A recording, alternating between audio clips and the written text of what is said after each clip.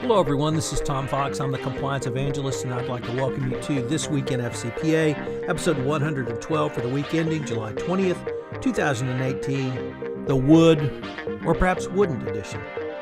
With PapaJohn, founder, former CEO, and now former chairman of the board, channeling his inner Donald Trump and saying he really didn't mean to resign, it is time to take a look at some of the top compliance stories over the past week. But first, a word about our sponsors, Affiliated Monitors. Founded in 2004, Affiliated Monitors provides professional, independent integrity monitoring and ethics and compliance assessments nationally and internationally and across almost all industries.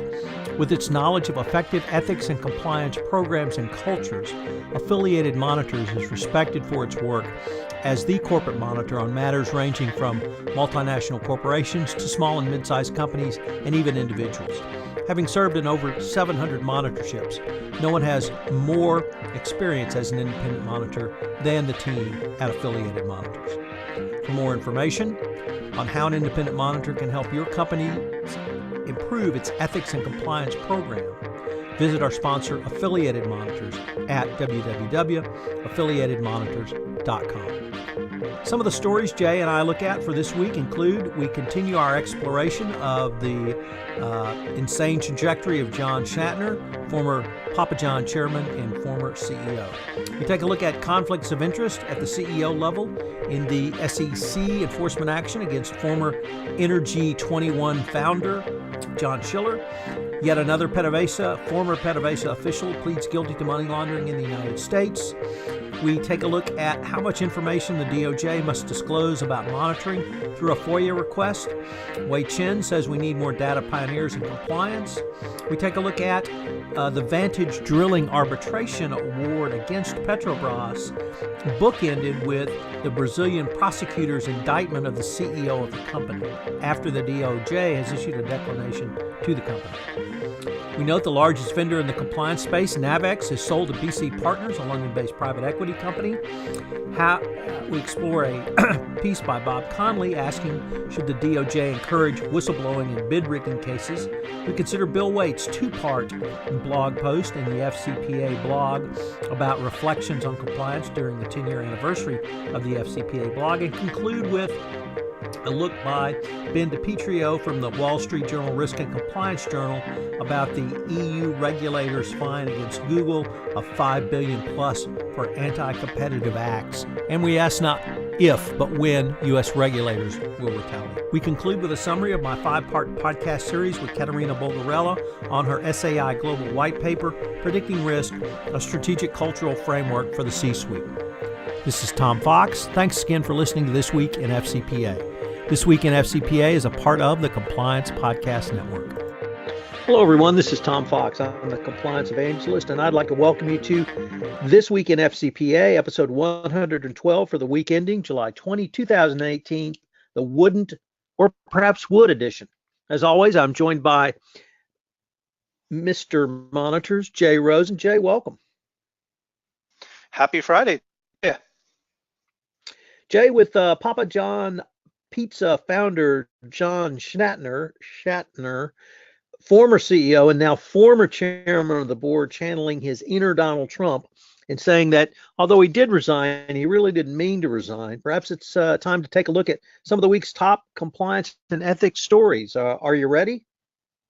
I am, and we'll jump into PapaJohn's. This was coming to the fore last week as we went to air, and Mr. Schnatter has written, I guess, his version of the events that went down. And what happened was he admitted to using the N-word on a conference call with marketing agency Laundry Service. And they were talking about bringing, this is an odd pairing coming from the world of cable TV. They were talking about pairing Kanye West with Mr. Schnatter to be the new public faces of PapaJohn's. And in this training with the Laundry Service, he allegedly dropped the N-bomb, and this led to him resigning from PapaJohn's, and then also considering giving seat on the board. So Schnatter noted Los Angeles-based attorney Patricia Glazer to represent him on the board, and separate letters saying to remove Schnatter without a proper vote of the shareholders will be null, and he still owns about 30% of the company. So it was a very strange story when it came out last week, and now he's claiming that he did not get a fair shake, and he wants the board to further investigate this. So Tom, any thoughts a week later on where this is going? So in view of President Trump's inability to either mean what he says what he means, or even remember what he says, I found this story particularly interesting, Jay. The other point I would just throw in is that you've worked in large corporations, I've worked in large corporations. People who use that type of language, it's not in a vacuum. It's never in a vacuum. They don't wake up at age 56 and drop the N-word in a meeting with a third-party vendor around racial sensitivity training. They've obviously been talking like that before. People don't become unethical overnight. People don't engage in violations of cultural norms overnight. They don't just wake up and say, I think I'm going to drop the N-bomb today. Obviously, this is part of his repertoire that he may or may not have used, but it's not in a vacuum. And that point was driven home to me by a story in Forbes.com by Nick Kirsch, where he looked at the toxic culture of PapaJohn. And it would not surprise many people that the company did have a toxic culture. It is very much run like a private enterprise of Mr. Schnatter. And he, although it's a public company.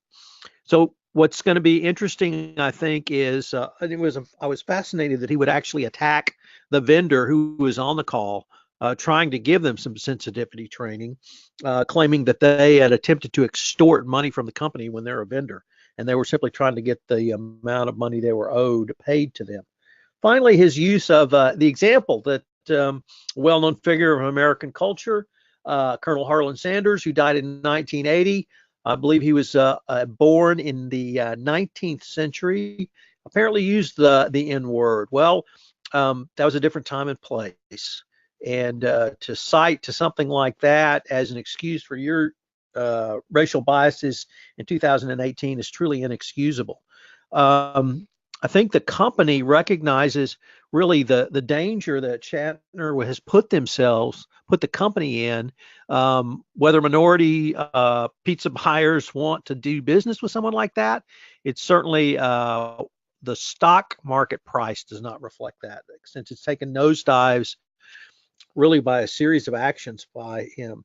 I hope the board is able to fulfill its obligations to the shareholders of the company and accept the resignation and move forward. But this could be a very public, a very ugly, and very messy fight going forward that is really not called for at all, Jay. Yeah. So FCPA find their way back to Houston. Know what the story is on former, what do you say, Energy founder and CEO? Yes, Energy 21. This comes from, my fair city of Houston, Jay. And we had the CEO of Energy 21, once a very high-flying energy company here, now bankrupt and no longer exists. He was really under a lot of financial pressure, and you have to feel sorry for a guy, Jay, that made an annual salary of $14.5 million, because you live in Los Angeles, you just don't appreciate how difficult the price of living in Houston is, and it's no criticism of you, nor Mrs. Monitors, but you just don't appreciate how difficult it is to raise a family on a paltry $14.5 million a year. And that's what Mr. Schiller ran into. He couldn't live on $14.5 million a year. He needed some more money. So what he started to do was speculate and put up his own stock in Energy 21 as he was a founder as collateral. And of course, as with all collateral, if the value of the collateral drops, there's what's called a margin call. I think there was even a movie called Margin Call. So the price of Energy 21 stock began to drop in 2014, and Mr. Schiller was going to be required to make some margin calls if he didn't put up some additional cash. So it had the double impact, Jay, of not only would he have to sell stock, but if he sold stock as the CEO in a period outside the prescribed times for senior executives to sell stock, it would be viewed as a negative event by the market and further drive down the stock price of the stock and lead to further margin calls. So his solution was, well, I'll just go to our top 3 vendors and I will borrow $7.5 million from them. So that's what he did. He literally went to the top 3 vendors of the company over a period of about 6 months and hit them all up for loans. And the promise was, I'll send you business. I'll send you company business. And he did.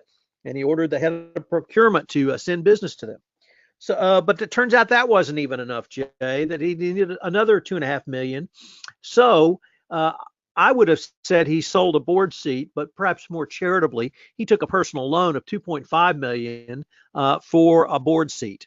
And he gave that board seat to someone who gave him $2.5 million. So whatever you may or may not think of all that, what I was most interested in, Jay, was the company's response. And the company investigated this. This is back in 2015, after all of the events occurred in 2014. And the company, amazingly enough, with an outside law firm doing an investigation, found nothing wrong. No violations, maybe a little code of conduct or maybe a conflict of interest, but, not really. So they went merrily along. Now, they did go bankrupt and they did lose the company, so perhaps they did get a comeuppance. But Mr. Schiller got a big comeuppance this week when the Securities and Exchange Commission fined him $180,000 and forbid him from being an officer or director of a public company for the next 5 years. So I guess that internal investigation was what we would call in the legal parlance a whitewash. It was not an agreed order. It's a complaint filed with the U.S. District Court, so we don't know what the judge's thoughts will be on whether $10 million borrowing based on your company assets of a public company for personal loans, $180,000 fine is enough, but we're going to find out. So big lesson on conflicts of interest, big lessons on internal investigations. I would say a huge black eye, except the company no longer exists, so there's no black eye to hit, or no eye to hit to give it blackness. But just absolutely pathetic corporate governance by Energy 21. So now we have another piece that touches upon Houston, and we've been following this for a while. This comes to us from Ruben Feld at Wall Street Journal, and we also have a link to Dick Casson of FCPA Blog, and a former Venezuelan official pleaded to his scheme to bribe officials of the state-owned energy company on behalf of U.S. firms to secure contracts. Luis Carlos de Leon Perez, a dual-use Venezuelan citizen, pleaded guilty to 2 conspiracy counts, one to violate U.S. anti-bribery law and another to commit money laundering. And this, as you will recall, is all part of the matter. And so far, there were 4 other Venezuelan citizens who were also employees of PDVSA who were charged. Overall, the 5 were charged with 1 or more counts of money laundering and money laundering conspiracy.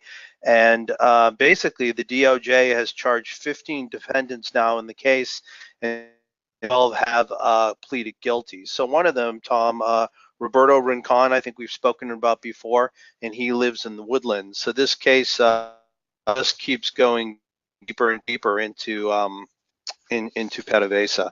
Is this also making news in the Houston area? It has. What's interesting about this individual defendant is that Mr. Carlos De de Leon. Leon Perez, is that he was arrested in Spain and extradited. So that's why he is the latest one. It took some time to go through the extradition proceedings. But it's demonstrating a level of aggressiveness that we typically do not see from the Department of Justice for foreign actors. Obviously, those in the United States that engage in bribery that violates the FCPA, the DOJ is very aggressive towards.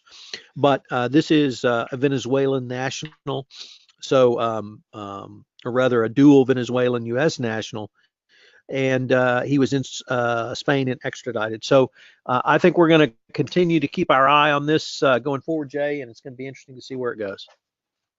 Well, it seems that there are a lot of bright thinkers this week who are thinking that extradition might be a good to solve some type of matters. So, maybe it's just on people's mind. Perhaps. All right, Tom. Sorry to get political on you. Next up, we have an article that comes to us from the Harvard Corporate Governance, and I'll be interested to hear your take about things in the Freedom of Information Act on what type of information can be revealed from a monitor. So this, Jay, was an exercise by a certain journalist to obtain public information, or what they alleged to be public information, or information that was filed with the U.S. District Court around the Siemens monitorship.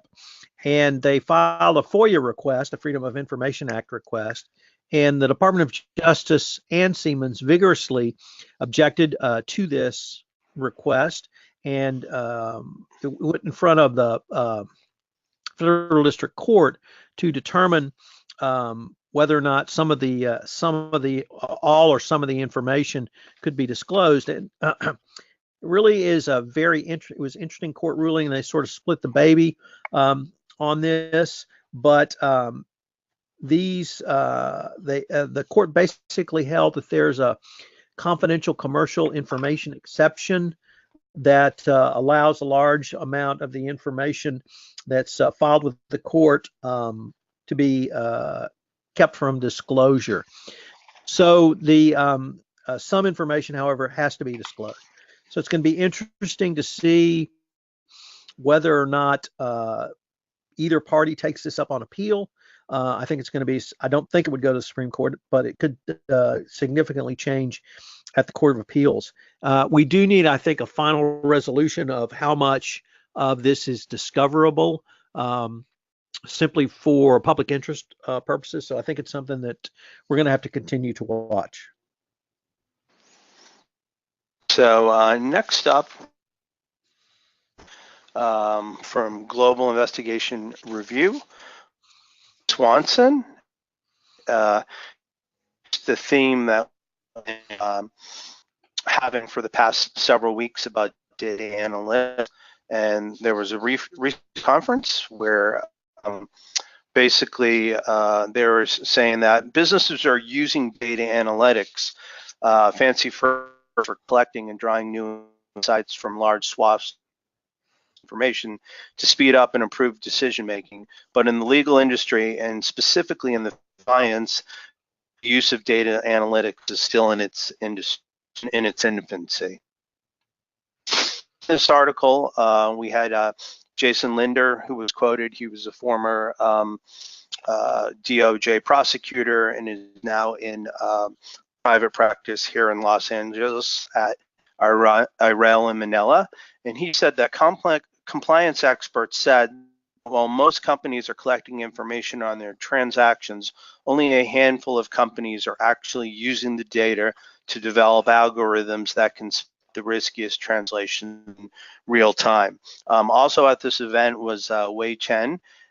She was the compliance consultant, as everybody knows, in the criminal at DOJ 2015 and 2017, and she described the current use of data by compliance programs as, quote, kind of sad, unquote, at a practicing law institute conference in New York.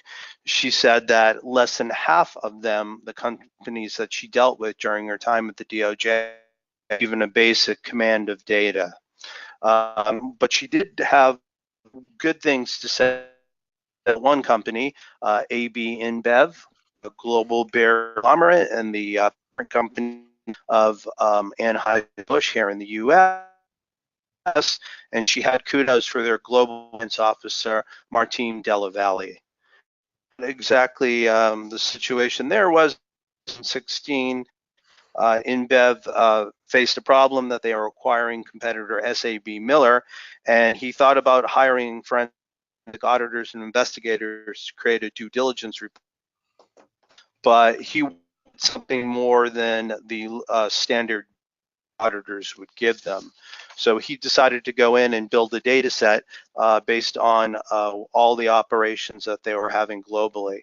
And basically this platform that AB InBev built draws from over 30 different data sets to give each payment and vendor an aggregate risk score. The riskiest transactions are then reviewed by the compliance team. Before the new system, AB InBev would have had to pick almost arbitrarily where to focus reviews of payments, perhaps looking at payments in China simply because the FCPA enforcement actions involved conduct in that high-risk company. So went on to say that we probably companies are going to be data pioneers. And lastly, in the article, Ryan Rolfson at Ropes and Gray, who was also a former DOJ prosecutor, said, since data analytics is such a new concept for compliance, it probably will not be until the majority of companies are using it before the DOJ will begin to expect a similar level of application from all businesses. Currently, Rolfson predicts that only a relatively small percentage of companies are testing complex data analytics for broad compliance program use. So, I think since we end up getting an article a week about this, that this is something that are on companies' minds. And I think for all those vendors out there, if you've got a solution to help a company leverage its internal data and to operationalize that, that would probably be a good product to bring to market. And I would just add that you need to contact me because I'd love to interview you for my latest podcast, Innovation and Compliance. All right, Tom, next up, back to our good friends Petrobras. What's happening there? So we had a really odd series of bookends, Jay. It started actually the week of July 4th, where Dick Casson reported about a commercial arbitration decision in Houston involving Houston-based company Vantage Drilling, who had sued Petrobras for non-payment of services, and they had delivered to Petrobras. Petrobras had defended the claim on two bases, or at least two major defenses. The first one was the work was substandard, had to bring in somebody else to complete it. But the second was that the contract was procured through bribery and corruption or fraud. And so typically in the legal world, when you have a contract procured through fraud, it vitiates the contract and it's not valid. Nevertheless, the court awarded the amount sought by Vantage. That was certainly interesting. It's interesting that Petrobras would raise that defense. Kind of cheeky that Petrobras would say, oh, they hurt us because they bribed us, when it was in fact us, the senior execs who were at Petrobras who were in on the deal. Nevertheless, nothing like creative lawyering.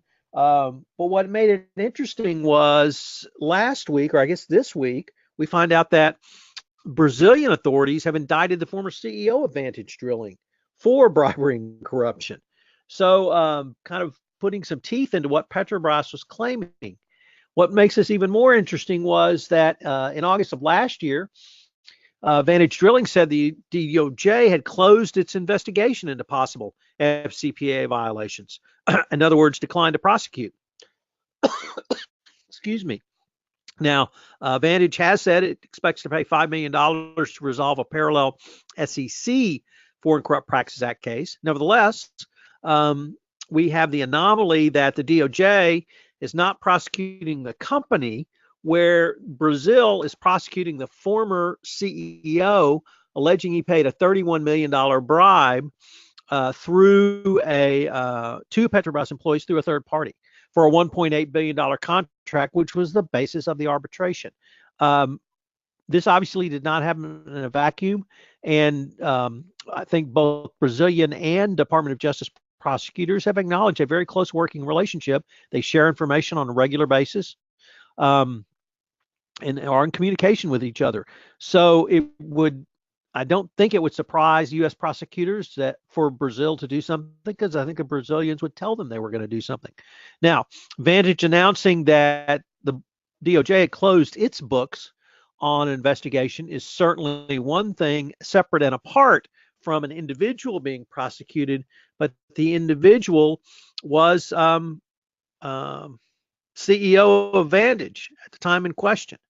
So that's a fairly anomalous set of facts.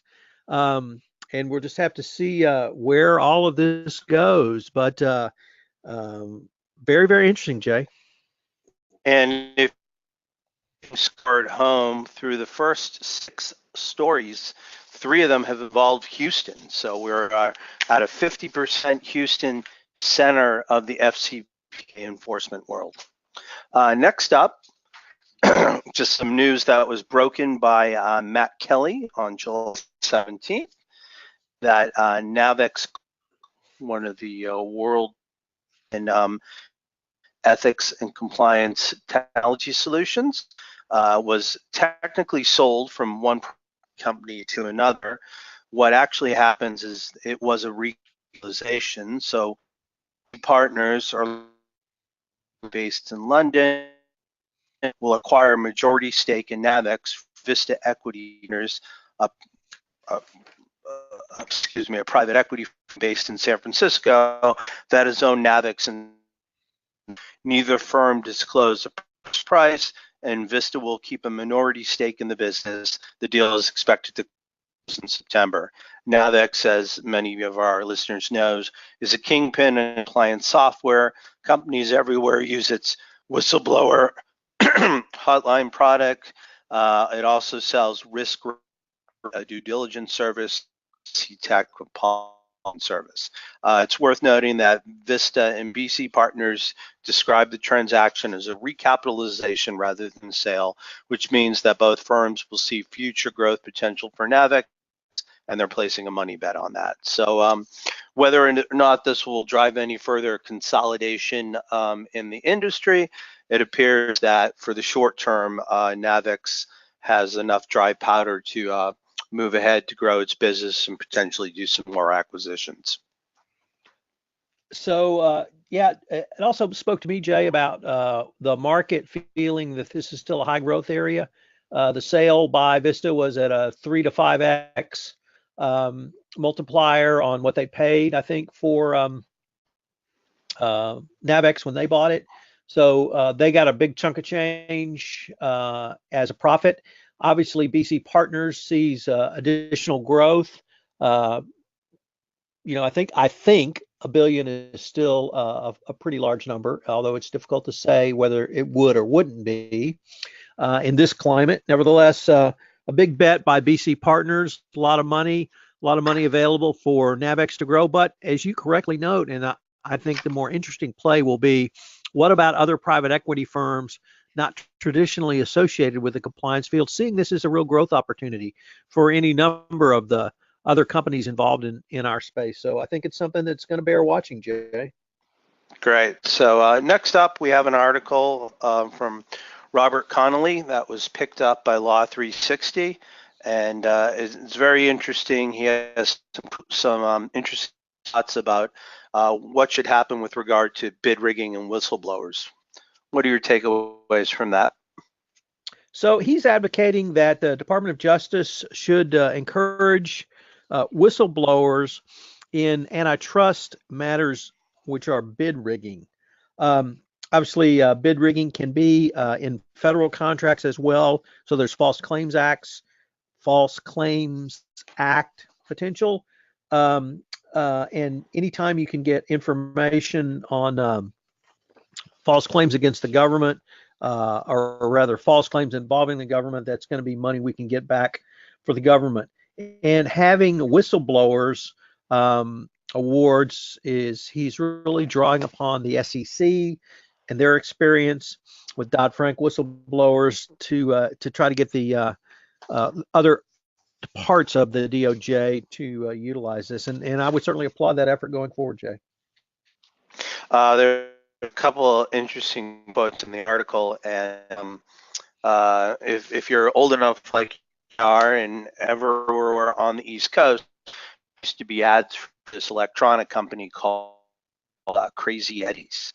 And this is Sam Antar, the chief financial officer, former now convicted felon. He says, in the 2 decades I was deeply involved in the Crazy Eddie fraud, the only threat that made us lose sleep at night was the possibility of a whistleblower blowing the lids on our crimes. Consistent studies by the Association of Certified Fraud Examiners have shown that most fraud by whistleblowers are ahead of frauds exposed by any other source. The SEC sending a gift to what collar criminals if it reduces whistleblower bounties. So I agree with your read on the Roberts that if they offer the same type of actions at the SEC, it should substantially increase the ability for people to blow the whistle situation. Quite an interesting link to it in our show notes. Next up, Tom's got a couple articles from his colleague Wait over at the FCPA blog. What's on, Tom?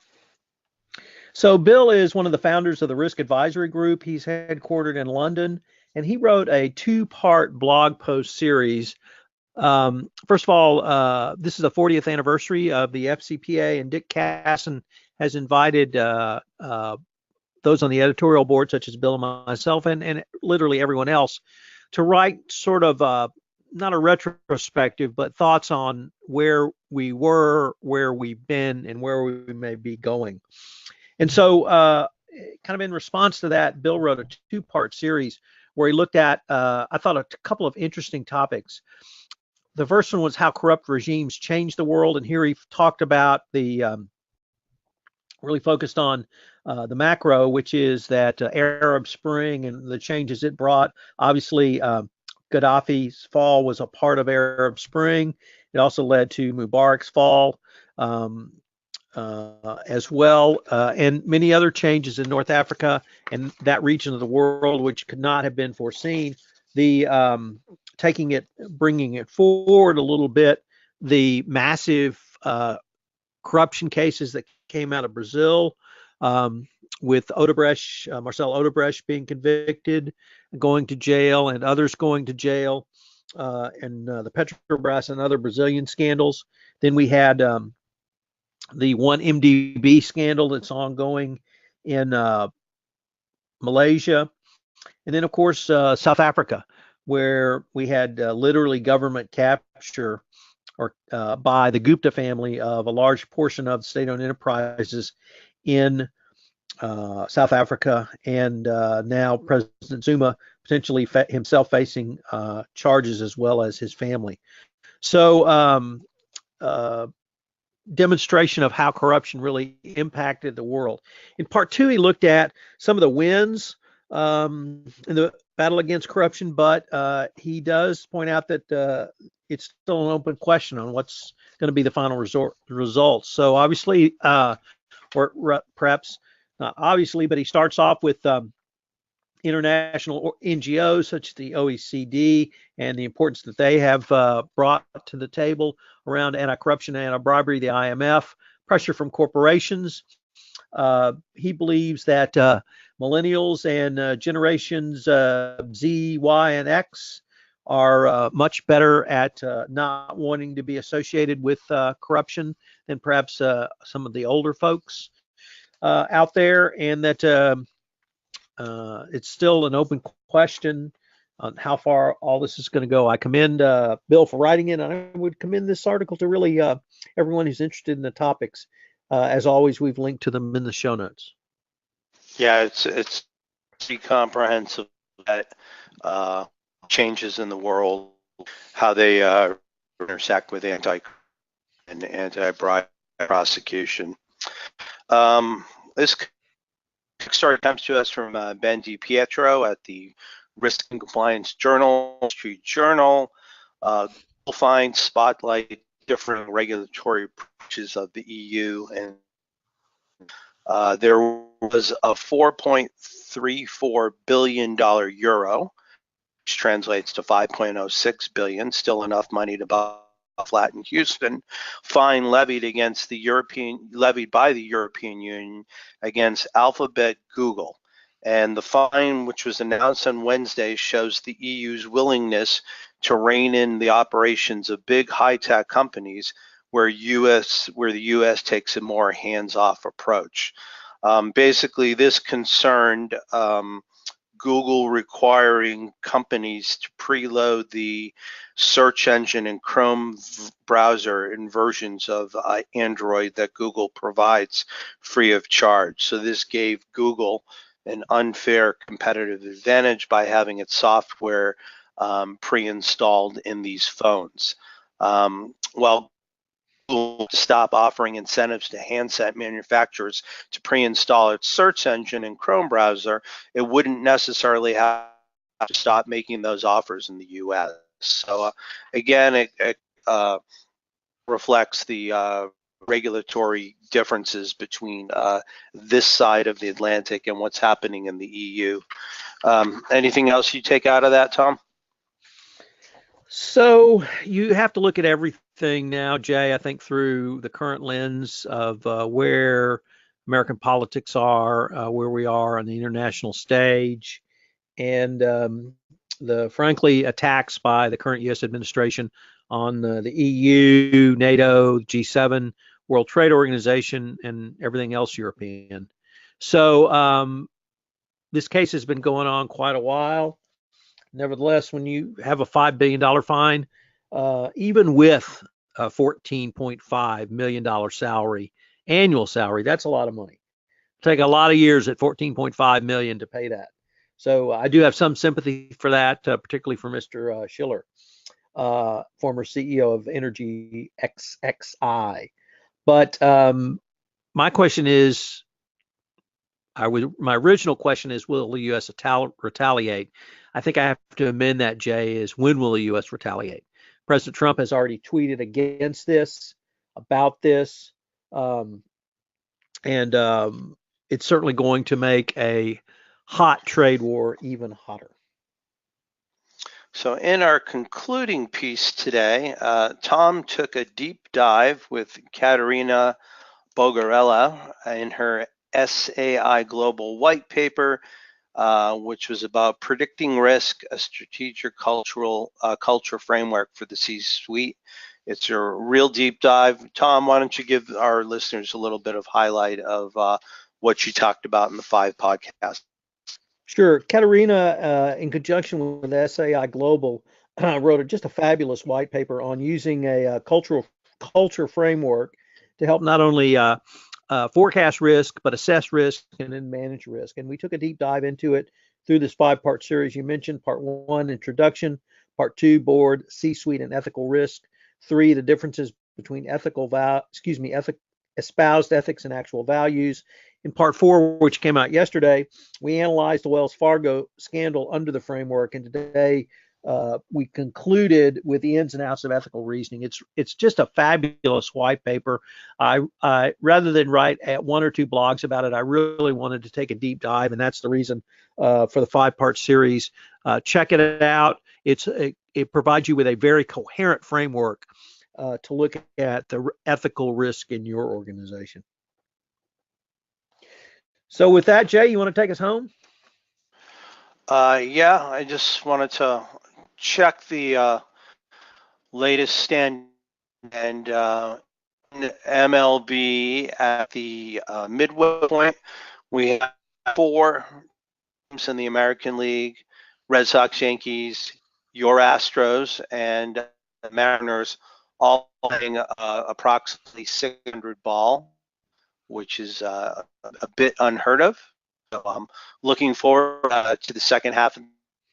So luck, and hopefully we can have a a bit later on in the fall. So on behalf of Tom Fox and myself, Jay Rosen, we'd like to thank you for spending time with us this weekend at all things compliance, ethics, and FCPA.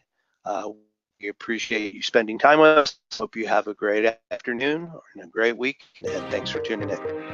Hello, everyone. This is Tom Fox again. I'd like to thank you for listening to episode 112 of This Week in FCPA. If you have any questions, you can email me at tfox@tfoxlaw.com. You can email Jay at jrosen@affiliatedmonitors.com. If you have never commented upon this podcast on iTunes and you've listened to it on iTunes, I would greatly appreciate it if you would rate our podcast, as it would help in our ratings and help get the word out about the only weekly wrap-up in ethics and compliance.